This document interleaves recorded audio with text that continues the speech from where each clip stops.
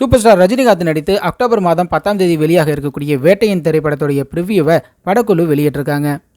ப்ரிவியூவோட முதல் சீன்லேயே பார்த்தீங்க அப்படின்னா நேஷனல் போலீஸ் அகாடமியில் எல்லா ஐபிஎஸ் ஆஃபீஸர்களையும் உட்கார வச்சு ட்ரைனிங் கொடுக்கக்கூடிய அமிதாப் பச்சன் பார்த்தீங்க அப்படின்னா ஸ்க்ரீனில் நிறைய என்கவுண்டர் ஸ்பெஷலிஸ்டோடைய ஃபோட்டோக்களெல்லாம் போட்டு இவங்களெல்லாம் ஏன் எல்லாருக்கும் தெரியுது அப்படின்ற மாதிரியான கேள்வி எழுப்புறாரு.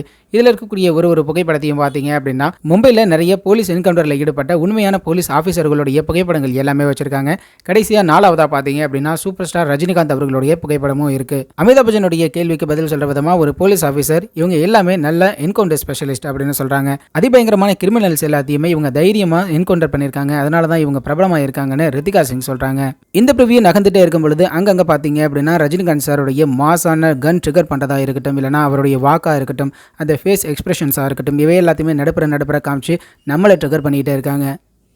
இன்பிட்வீன் ஃப்ரேம்ஸில் பார்த்தீங்க அப்படின்னா போட்டில் ஏதோ ஒரு சரக்கு வர மாதிரியும், அதுக்கு அடுத்ததாக ரயிலில் ஏதோ ஒரு சரக்கு வர மாதிரியும், இதை எப்படி யார்கிட்ட கை மாற்றுறதுன்றதை பேசிக்கிற மாதிரியும், எப்படி நம்மளை கை மாற்ற விடுறாங்க, நடுப்புற தான் எஸ்பின்னு ஒரு எம்என் வந்திருக்காரு அப்படின்னு நம்ம ரஜினிகாந்த் சாரை குறிப்பிடுறாங்க.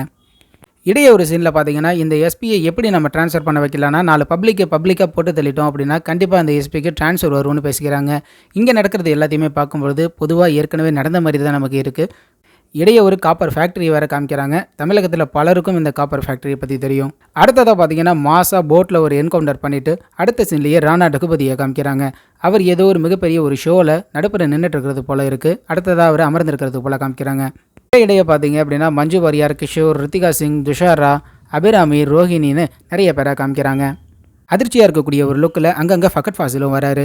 இடையிடையே பார்த்தீங்க அப்படின்னா அமிதாப் பச்சன் என்கவுண்டரை பற்றின விஷயங்களை நெகட்டிவாகவே சொல்லிட்டு இருக்காரு. என்கவுண்டரில் பேரில் கொலை பண்ணுறது தான் நியாயமான்ற மாதிரியான விஷயங்கள் எல்லாமே கேட்டுட்ருக்காரு. ஆனால் இதே ரஜினிகாந்த் ஆப்போசிட்டில் பேசும் பொழுது என்கவுண்டர் அப்படிங்கிறது குற்றம் செஞ்சவங்களுக்கு கொடுக்கக்கூடிய தண்டனை மட்டும் கிடையாது, இனிமேல் குற்றம் செய்யக்கூடாது அப்படிங்கிறதுக்காக எல்லாருக்கும் ஒரு முன்னெச்சரிக்கையாக கொடுக்கப்படக்கூடிய ஒரு தண்டனை மாதிரியான விஷயங்களை சொல்கிறாரு. இந்த ப்ரிவியூவோடைய கடைசி சீனில் பார்த்தீங்க அப்படின்னா கண்ணாடிலாம் போட்டுட்டு ஸ்டைலாக குற்றவாளி கூண்டுக்கு பக்கத்தில் ரஜினிகாந்த் நிற்கிறது போலவும், அந்த கோர்ட் வளாகத்தில் பார்த்தீங்கன்னா அமிதாப் பச்சன் கோட் சூட்லாம் போட்டு நடந்து வரது போலவும் இருக்குது. இவங்க 2 பேருமே ஒருவர் பார்த்துக்கிறது போல ரொம்பவே மாசாக ஒரு சீனை வச்சுருந்துருக்காங்க. வெயிட் பண்ணி பார்ப்போம் இந்த படம் எப்படி இருக்குது அப்படின்னு. அக்டோபர் 10 நமக்கு தெரிஞ்சிடும்.